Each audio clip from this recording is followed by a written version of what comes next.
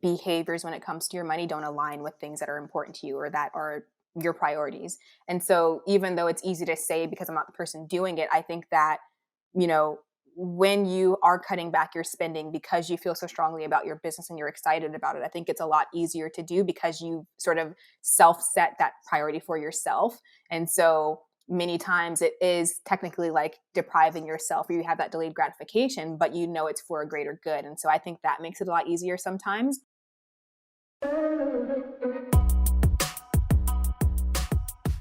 Welcome to the Digital Hive Podcast, where we talk all things digital marketing for small businesses. On this episode, I spoke with Ayana Campbell of Millennial Money Guide about money mindset and management.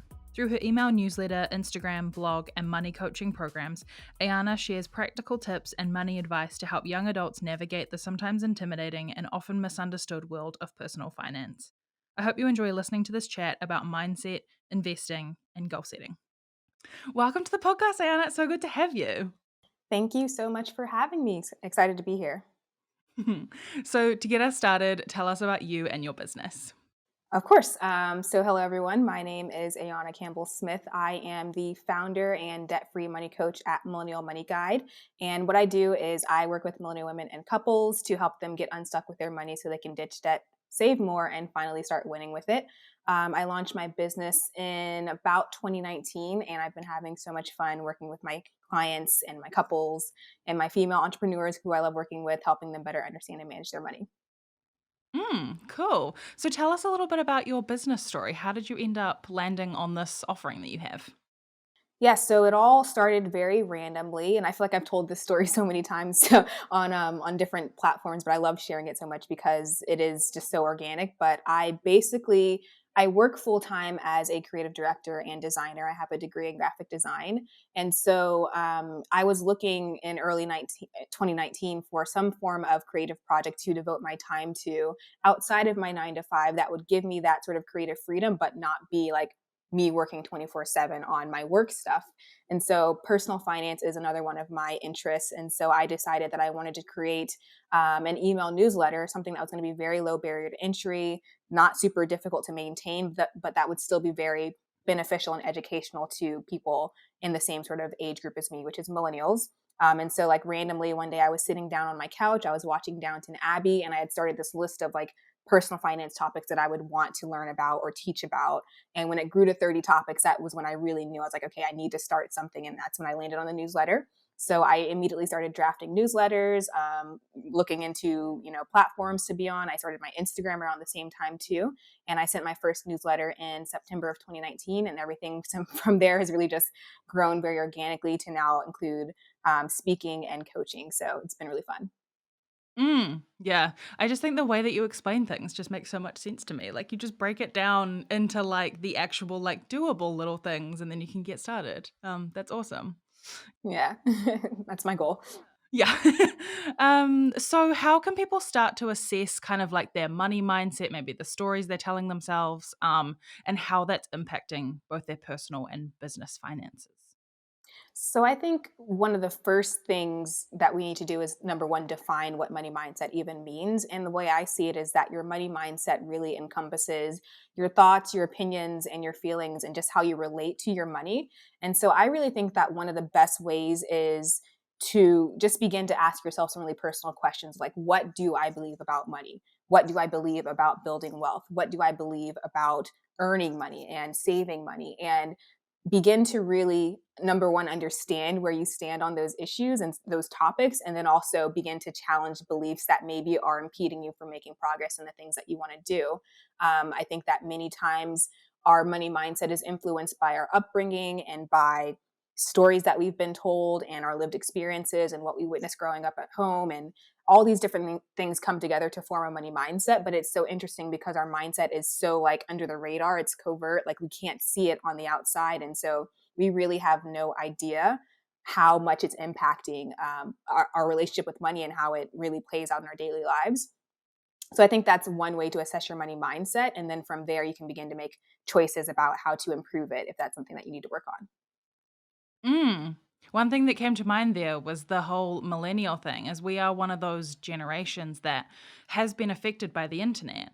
generations Yes. older than us have been like those stories around them have really been their friends and family. And we're impacted a lot too by those things, but also the internet and the thing of Hmm. like not totally having the story of that person that has that new car or whatever situation is Exactly. happening in their life. We don't know whether it's bought with cash or on a loan, or whether even they were gifted it, because Hmm. that is so many people that we see on the internet these days. And it will be interesting to see how people's story shift over their age as that changes as well. Hmm. That's so interesting. So how can they assess how that is really impacting the decisions that they're making with their financial decisions, how they save and how they view those things? How can Yeah. they start to break down those stories and see them reflecting back at them? Yeah, for sure. I think kind of like I touched on briefly before, I think that once you've been able to identify your money mindset and even potentially some of the limiting beliefs that you have about money, that is the perfect opportunity for you to then begin to challenge those things. Like you can actually sit back and say like, this is what I believe, but is it true? Do I actually have evidence to back up this belief? Or is it something that I should be working on changing? I think one of the best examples that I love to share is like this whole idea of, we all hear this phrase of like money is the root of all evil, or building wealth leads to corruption, or whatever sort of negative connotations people have about wealth and rich people and things like that. But I really believe that one of the ways we can challenge that belief is to begin to actually think in a way where we see wealth and money as opportunity and freedom, not corruption and evil. Because many times we subconsciously, have these beliefs, and then they play out in different ways in our lives, such as maybe we don't pursue raises or bonuses or new job opportunities because we're afraid of earning too much money, or maybe we count ourselves out of different things because we're afraid that if we earn too much money it's going to change who we are, or it's going to change our belief system or our values. But I really believe that money is amoral. It's simply a tool. It can be used for good, it can be used for evil. And I think that when you earn more money, that is going to just amplify who you are, your true self. And so if you are a good person, I would hope that by having more money and opportunity and freedom, that would increase you being a good person and not make you go the other way. So that's just one sort of like surface level example of sort of taking those limiting beliefs and the mindset, challenging it, and then really understanding how the sort of consequences that can happen if we don't begin to challenge the limiting beliefs that are holding us back when it comes to our money. That's so true. Yeah, I like that challenging thing. And is it a stage of like looking at your finances or looking how you interact with money? Is it kind of like thinking about how you feel after you make a purchase? Like, where can people really start to challenge those things? Because I think so often it's like subconscious. Hmm. Yeah, I love what you touched on. I do think that, spending behaviors are a great indicator of your money mindset too. If you're going through this cycle of, you know, feeling like you need to scratch an itch to spend money. And so you have this high of like spending, and then immediately you're depressed or you're regretful or you feel shame about your money being spent or you feel guilty. I think that's another sort of sign of what I call like the toxic spending cycle. And I think that really assessing every area of your personal finances, whether it's how you feel about budgeting or how you feel about saving money or how you feel about spending money, and the emotions related to those activities. I think there's so much that we can learn, and I think that many times assessing those things in the context of either a course or a coaching program can be really beneficial too, because you have an outside perspective, someone that can actually say, hey, I know this is what you believe, but what if you were to believe this instead? Or I know this is your current behavior and your current habit, but what if we were to change that? What would that result look like? And that's one of the things that I really love the most about coaching, is just the fact that I get to be that person for so many people. And the sort of instant mindset shifts, the way that my clients' eyes light up when I challenge their beliefs, even though it may be difficult in the moment. Just really witnessing those transformations is so rewarding. I cannot put it into words how happy it makes me feel. Yeah, totally. And also I love that like so often I feel like business owners and things on in content, I'm seeing content around that like fraudy feelings of like, am I really the person who can do this thing? And in a way, those like self-sabotaging things that you're doing without totally realizing until you're reflecting on them is the same way that you're doing it in the context of money. Is it's like that little self-sabotage of I don't want to be at that next level because that scares me a little bit. So I'm going to hold back and I'm going to spend my money in a different way so that I don't get to that level. Yeah. Yeah, that totally makes sense. And it's also the externalizing of it as well is really important, is having that person who can help you. Yeah, because many times we repress those feelings too. It's like that's an uncomfortable feeling. Talking about money is taboo, and so I'm just gonna ignore it and never deal with it. And then you get to be 90 years old, and you're still in debt, and you're still, haven't made any progress when it comes to your finances. So I think the sooner you can nip it in the bud, obviously, the better. But it is something that can be uncomfortable, and that takes time, and you have to have someone that you really trust to work through those problems with or those issues with when it comes to things like that. Mm, yeah, because it is so personal. So that trust is super important. Yeah. Yeah. So when small businesses get started, so often maybe before they even start the business, maybe they need a little bit of capital to get started, or they're looking at a time of like, okay, I might need to have a little bit of period where I go from getting my full time salary to paying myself for my business, but not as much as I maybe used to.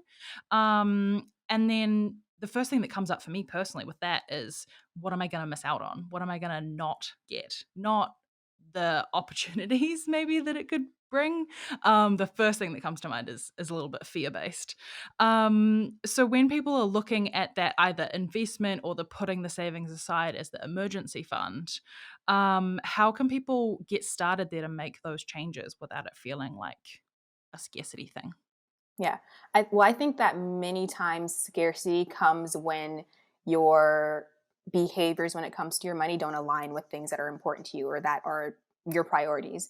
And so even though it's easy to say because I'm not the person doing it, I think that, you know, when you are cutting back your spending because you feel so strongly about your business and you're excited about it, I think it's a lot easier to do because you sort of self set that priority for yourself. And so many times it is technically like depriving yourself or you have that delayed gratification, but you know it's for a greater good. And so I think that makes it a lot easier sometimes. But I do think that for many people that, starting a business is scary. Like leaving a full-time job for the unknown of entrepreneurship is definitely a scary thing. And so there are smart things that you can do to sort of put safeguards in place, such as, like you said, building an emergency fund while you are fully employed, setting aside money as like startup capital for your business. I think that's a great idea and great thing to do. And also being just smart when it comes to your business finances and like not feeling like you have to jump into every new technology and pay for every coach and pay for every course. Like start small, use the knowledge that you gain, build slowly. This isn't a race. I mean, unless you make it a race, it doesn't have to be. But I really think that, especially in this sort of social media driven entrepreneurial space that many of us operate in, we feel like we have to get to that, six figures in 6 months, after I quit my job or whatever it is, or 10K months in 3 months or whatever. So I think that, just taking a step back and knowing that it's not a race and that you're going to be so much more thankful to yourself if you do the right thing when it comes to your finances and putting those safeguards in place than just sort of doing things without a plan. That's always my recommendation. It's just like understand your business numbers, work slowly, build slowly, and you're going to be in a much better position than if you just kind of do things blindly, I would say. Yeah.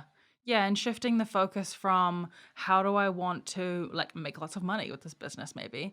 It's about how can I help people? How can I serve people? How can I like create a little bit of joy in their life like depending on what the business is. Focusing on that and potentially like the number of people you can impact rather than in a year am I able to tell that story of that like headline grabbing thing, which like there have been a few of those that I've seen across the internet where they're like, my business was sold out right from the start or whatever. And then when you actually look into the backstory, the they actually spent 9 months promoting that business before they launched it. And so therefore that was why they were sold out. They were sold out because they only opened up 2 spots. Like the story of how things get twisted can sometimes make us have those kind of expectations of ourselves when really like what do you really want? Do you like most people aren't actually striving for that headline title. So what do you really want to focus on?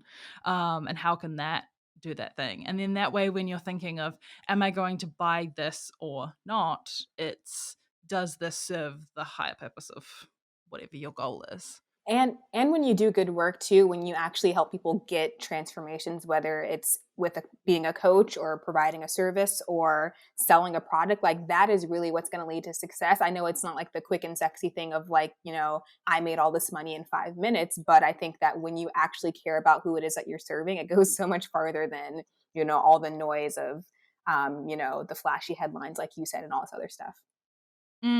Yeah, that's so true. Yeah, and like the feeling of fulfillment of seeing the potentially that like money in the bank account is important, and it gives you that like great feeling of assuredness. But the feeling when you get that email from that client that's like, oh my God, I love this thing or whatever is like amazing. So it's like, how can you like figure those two things out? Yeah, I like that. Yeah, shifting the focus and reassessing it. Yeah, obviously money is important in a business because if you don't have money, then you just have a really expensive hobby. I think I've heard someone say that before, but I think money and serving people, they can both be equally balanced. We're not saying that you shouldn't want to earn money because obviously like that's important too. But I think you can do so much more when you actually care about the people and you value their sort of investment in your business. I think it just goes a lot farther. Yeah, it's easier to sell to them, it's easier to market to them. People refer people. Totally. And that is kind of like almost like what builds a successful business as well. Yeah. And then just bringing in where am I getting that feel good factor from? And just leveling out those expectations. Totally. Yeah, I like that. So what about when it comes time to invest money? Or am I going to put that money aside for like that emergency fund or a different fund? How can people decide how to make those decisions, especially when one of the alternatives could be taking the profit out for themselves personally and setting up their personal finances? How can business owners make that decision of where to put the money? Yeah. I think that, this one is a little difficult to say just because every business is so different and there are so many factors that are involved.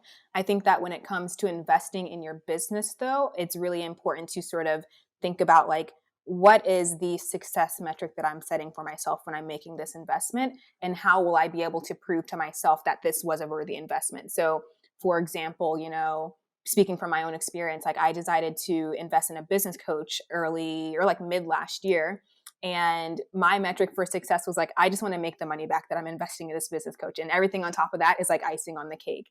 And so when I was able to make my money back in a relatively short amount of time within the first 2 months of working with this coach, I was like, okay, this was a great investment. And so now that I know that that's what's important to me, that's definitely going to be a decision or sort of a metric that I will use moving forward when I decide to invest in other things.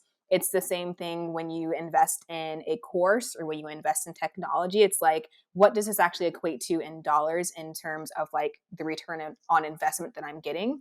And again, just not falling victim to that sort of like shiny object syndrome of like, oh, this person released a course and they're successful, so I want to get this course, or this business coach has done this for this person, so I want to make sure that I'm sort of in there. There is this whole idea of like FOMO and missing out, but I really think that in order to make smart decisions when it comes to your business finances, you really have to do a little bit more than just like picking up everything. Like you really have to take time to step back and figure out, are these investments that I'm making worth it? Or, is this something that I should save towards? Or is this something that I should do in the next quarter or next year when I actually have time to do it? Because many times we buy those courses and we don't even watch them because we're so busy, things like that. So I've definitely been there before, but I think there's a number of factors that go into it, but when it comes to investing in your business, that's my advice. And then when it comes to taking a profit, I will recommend a really great book called Profit First. I love the whole system that the author lays out. I completely forget his last name, so I don't want to butcher it on your podcast. I think it's like Mike. It's Mike Michalowicz. The hardest name to Google. Yeah, exactly. But yeah, I love his book and his sort of take on profit and paying yourself, because many times also when we're starting a business, it is hard to transition from like, either a full-time job to a full-time business and feeling like we're worthy of paying ourselves or like we're able to pay ourselves. So I think that I would recommend definitely checking out that book if you're someone who struggles with that decision. If you're listening to this episode and wondering how you can market your own business, I might just have the solution for you. The Marketing Apiary is the one-stop shop course for digital marketing, teaching you everything you need to know to be seen, make sales, and grow your business online. with videos across honing your one ability, putting your best foot forward, getting the numbers straight, helping people find you, content marketing, growing with advertising, and passing the torch to your team. We cover every platform and angle you can approach marketing through a process I call the 7 stages of sweet marketing.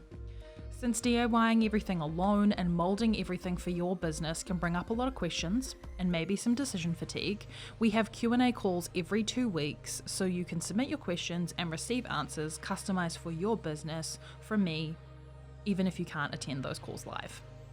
To find out more, you can pause the episode and go to themarketingapiary.com or find the link in the show notes once you're done listening. For now, let's get back to the episode. And then when they are kind of bringing that into their personal finances and they're deciding to pay themselves a certain salary, one of the things that I've seen you talk about a lot on social is the having your specific goals for what you're saving for, not just like, this is my savings bucket. And a couple of things that you have there is like your treat yourself and your travel fund. And it's balancing, and then having the house one and things like that. So it's balancing these ones are good for my, life and moving me forward in my life, but are bigger goals. So there's not so much of that gratification. Like that's going to be a longer term goal versus like the treat yourself fund and the travel fund. Those are more like short term goals there. How have you found that that's really worked for people in like that balancing the different levels? How has that worked? Yeah, I think it works really well, not only for my clients, but also in my own personal finances. That's where, everything that I've learned from my personal finances is what I teach to my clients because it's stuff that has worked for me. I think that, one of the steps that many people miss when it comes to goal setting or achieving savings goals or debt payoff goals when it comes to their finances is just that they try to do too many things at one time.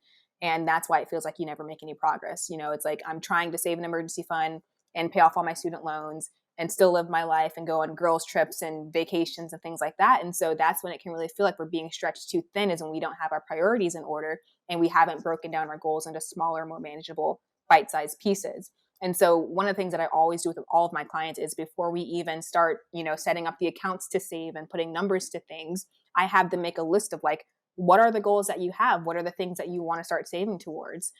We make that list and then I help them prioritize it. And it's all just me guiding them. I'm not telling them what they should be saving first. Like if you want to save for a vacation to Greece before you save for your first home, like I'm not going to tell you can't do that. But I do think that by having those priorities set, it becomes a lot easier because then you can decide a timeline for those priorities. And then the timeline helps you break down how much you can actually save. And then once you know how much you can actually save, you can plug it into your budget and see if it's actually possible. And then you have the ability to make changes in that way too. So I think that getting clear on those things first is important. And then breaking down the goals into smaller pieces actually makes you feel like you're making progress as opposed to 2 steps forward and 1 step back. Yeah, totally. And then to it, you can look back at the last like 6 months or 3 months and see how you've spent your money, because you have spent some of your money and you have experienced some of it. And then you can look at the numbers and be like, wow, I'm so much closer to whatever. Um, and then because those priorities are set, you have that why. And that comes into marketing as well, like the knowing the why behind it. Like, why am I on Instagram? Like, what am I trying to achieve here? Rather than it just being like, I want to get my follow count up. And that, I feel like that's almost like the savings goal equivalent of like, how do I get the number to go up? Rather than how can I create like a feeling or an opportunity or whatever through this. And that knowing the why also allows you to restructure when things change as well. Like, life happens, things happen, and you need to restructure that. And it helps with that feeling of like, okay, I was doing this because of this. How did I go through that process before? Okay, I set my priorities. Let me sit down and set my priorities and see where things shift now. And that's super important. I love that you said the why, because that's actually something that I run through with my clients too, where I have them write what I call 3W statements, where you identify the what, the when, and the why of the goal that you're setting. So the what is basically the amount that you're saving, the when is when you want to save it by, and then the why is like the overall goal that you're working towards. Like, what is my why? And so like an example of a 3W statement would be, I'm going to save $200 a month for the next 4 months so I can, pay for this plane ticket to wherever I'm going on this vacation. So it's a very succinct statement, but it has those 3 W's in it, and it makes the goal so much more concrete. It's more of a plan as opposed to like just saying, I'm randomly going to save some money. And if I do it, cool. If I don't, whatever, like I really like helping my clients get very clear and intentional about their finances, whether it's with a budget or saving or paying down debt or understanding their spending. I'm all about intentionality when it comes to coaching, because I think that that is really the difference between just sort of rolling with the punches and going with the flow, or actually making significant meaningful progress when it comes to your finances. Mm.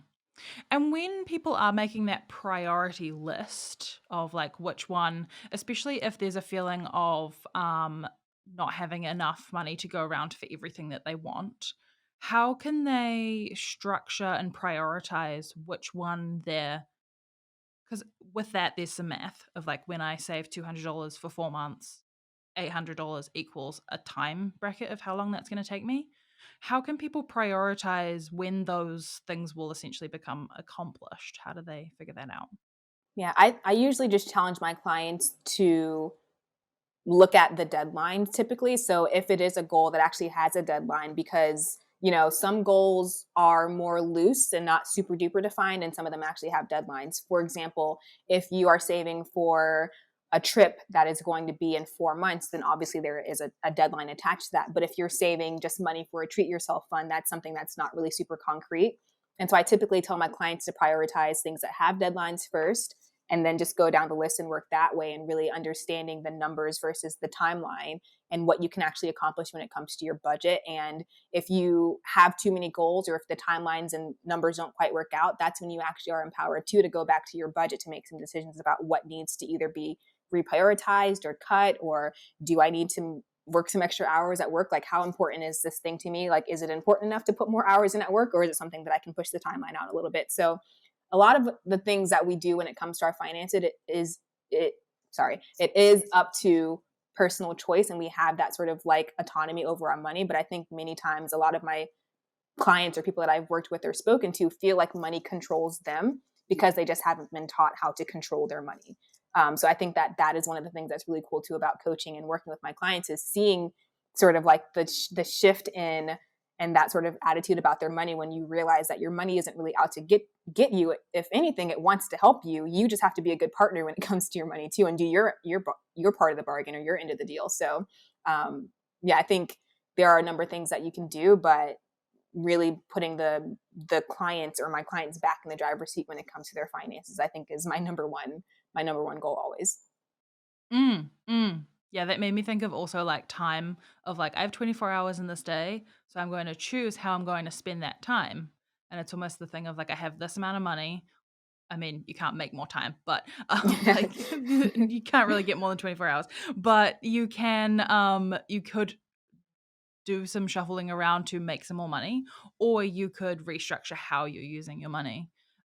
Is there a process that you go through with clients when you're reviewing that budget and how they're already spending the money that feels like a fixed expense in a way?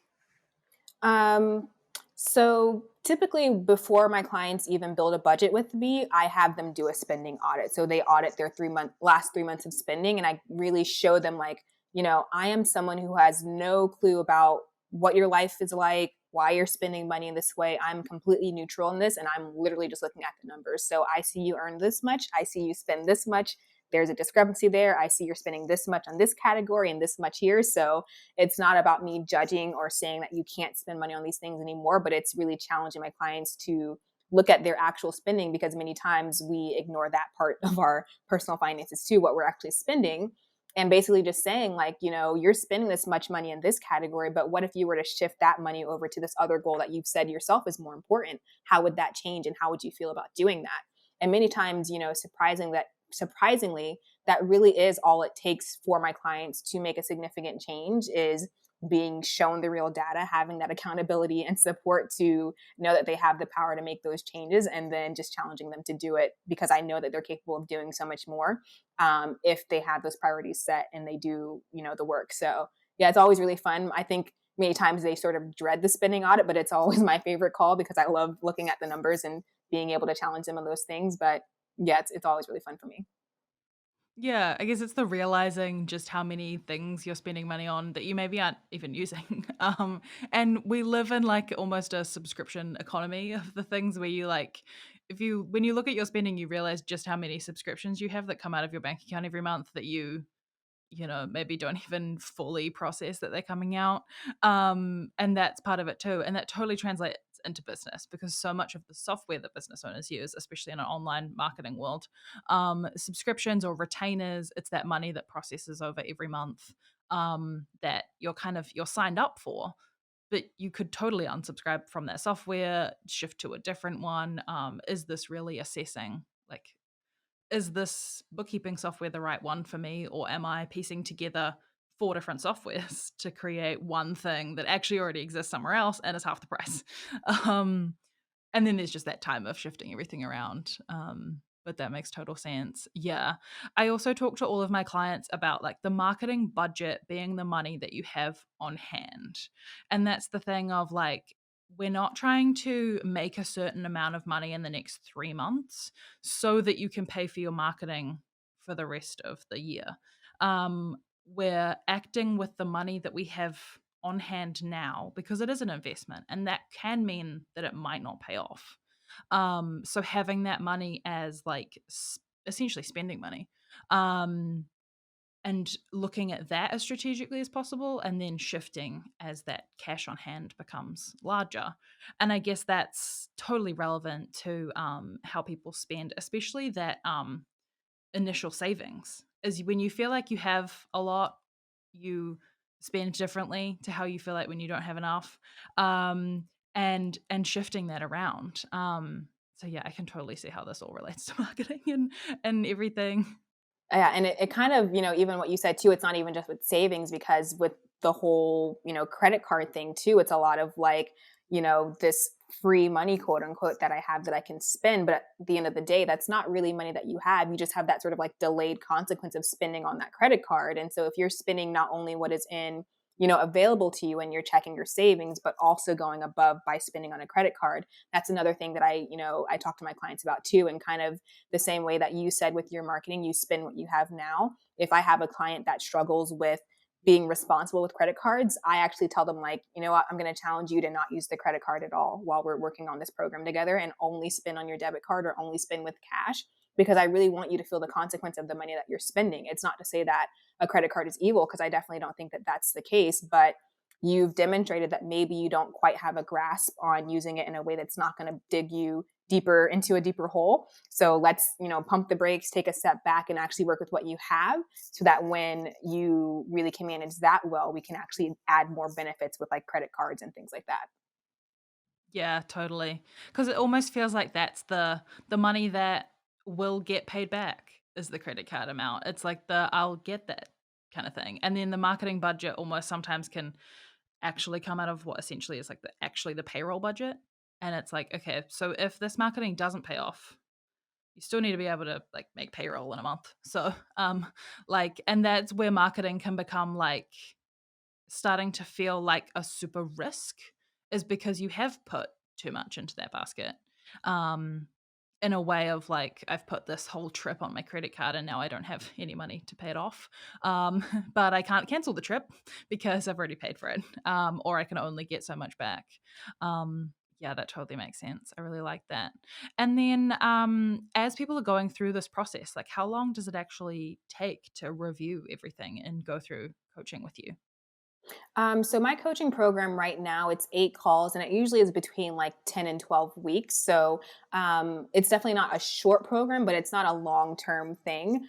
If clients want it to be, we definitely can talk about that. But typically, one of the things that I really pride myself on, I'm sorry, is that, when I have my discovery calls with my clients, I actually tell them like, I want you to get to the point where you never need to talk to me again unless you actually want to, because I want you to be so self-sufficient and confident in your finances that you don't need, like, you feel like you need to extend our time together or, come back for a second round. And I'm happy to say that that has been the case. I would say like 99% of the time. Sometimes I have clients that want just another extra call just to make sure things are sort of neatly packaged and wrapped with a bow as we sort of put the cap on things. But yeah, I think that many people go into coaching thinking it's going to be this long-term thing. I'm not going to be able to change. It's going to take so much work. I'm going to hate everything. But typically after the first 3 or 4 calls, like halfway through the program, they're feeling really great and they're excited that they made the choice to invest in themselves and get on the right track with their money. Because I really think, I say it all the time too, that getting on track with your money is sort of a step towards becoming the best version of yourself. And I think that so many times personal finance, our personal financial health is overlooked. We focus on all the other things, our physical appearance, our internal health, our mental health. But for so many people, financial health is overlooked. And that's one of the things that I'm definitely hoping that I am contributing to changing that, because it is so important. Yeah. And that like money is power. It's not something evil to be wielded over you, that you do have control of it. Yeah, I really like that. And also like 12 weeks can sometimes feel like a long time, but it's also that thing of like, but what if you started this 12 weeks ago? It would be done by now. And imagine that transformation. I feel like that's a good sweet spot of like working your way through it, but it not feeling like it's like a 3-week program of like, oh my God, I have to sort all of this out. Because I imagine there's a certain element of homework, right? Yeah, there's definitely, for sure. Yeah. So it's that thing of like, what am I signing up for? Yeah, I like that. It's a balanced amount of time. Yeah.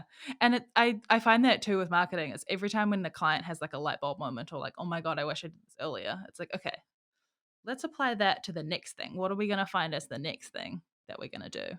And it's that thing of like, I wish I'd done this sooner. It was a lot easier than I thought it would be. Yeah, I was so scared to do it before, but now I wish I had done it a long time ago. Yeah. Yeah, totally. Cool. I love that. So let's move into the quickfire round. A bunch of questions that I ask everyone. It's so interesting to see the different answers that I get from everyone. So longer explanations are welcome, but quick answers are also good. So where do you get the most of your sales from? Most of my sales come through Instagram or referral through word of mouth. What is your favorite place on the internet right now? I would say YouTube. I spend a lot of time on YouTube. That's cool. I like that. What are you looking forward to the most in the next year of business? I always look forward to serving new clients. I'm starting my next round of coaching in January, so I'm definitely looking forward to January 2022 starting. Amazing. I like that. What are you looking forward to the most in the offline world in the next year? Looking forward to continuing to find a good balance between, business and resting. I definitely did a lot better with that in 2021. And so planning time on my calendar to not do anything is my favorite thing. And so I'm definitely looking forward to doing more of that in the next year. Yeah, I like it. I like putting it on the calendar. It really like gives you that like anticipation. That's why I don't like surprise trips so much. I love the ahead time. It's so good. Yeah. So if someone is listening to this episode and they want to work on their savings or investing or getting down their debt, what is the one thing you recommend they do first? I definitely recommend understanding your starting point first. And the best way to do that is to do a spending audit by reviewing your last months of spending and really seeing where your money is going so you can make a plan about the next steps that are going to be the best for you.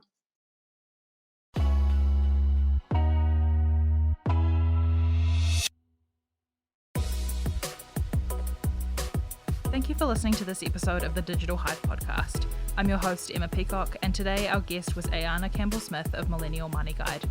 You can find out more at millennialmoney.guide. If you're enjoying the podcast, I'd love it if you could share it with a friend or on Instagram and tag us at Honeypot Digital.